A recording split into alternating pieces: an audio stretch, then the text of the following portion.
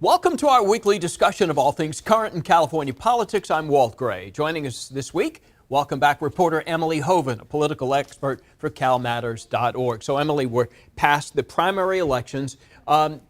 Based on your analysis of everything, how was the turnout? Was it as bad as people thought it would be?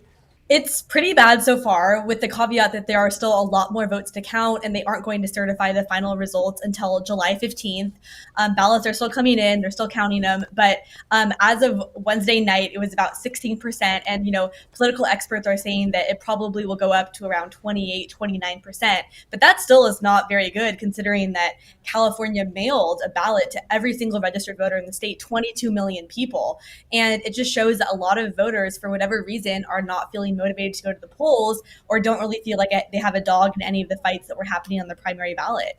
Yeah, it can't be any easier to vote than you don't even have to put a stamp on it anymore. So I don't know what else they can do. Okay, gas prices. I'm hearing from a lot of people, they're like, this is crazy what we're paying. Where is that relief that was being discussed in the state legislature? Yeah, I'm hearing a lot of that from people as well. There's a lot of frustration. Gas prices are, nearing 6.50 per gallon average price in the state, which is just crazy. And the unfortunate truth of the matter is that the negotiations are still going on between the legislature and the governor. And the legislature actually has to pass a budget by June 15th or go without pay for themselves. And so they are going to meet that budget deadline next week. And what it looks like is going to happen, unless there's some last minute change in plans, is that they will pass a budget framework that basically has their version of the gas relief in there, which is $200 to, maybe lower income Californians, middle income Californians.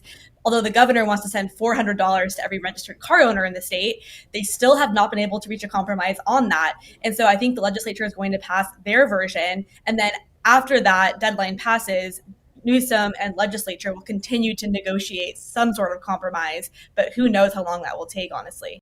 Yeah, people are just, it's a different time we live in now with the gas prices. I thought people would stop driving when it hit $5 per gallon, and it's blown way past that. Gun reform is still being discussed nationally and in this state. Where do we stand on this?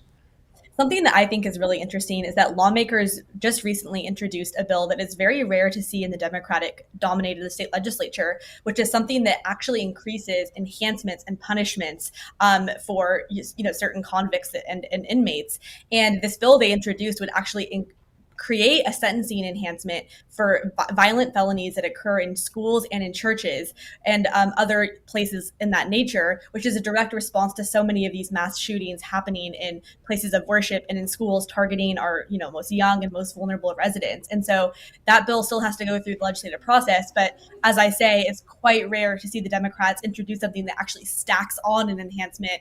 The vast majority of the time they are doing things to loosen those enhancements. And so we will have to see if it comes up against any sort of resistance as it continues to go through the legislature. Yeah, okay, we'll continue to follow that. Okay, Emily, good to see you again. Thank you as always.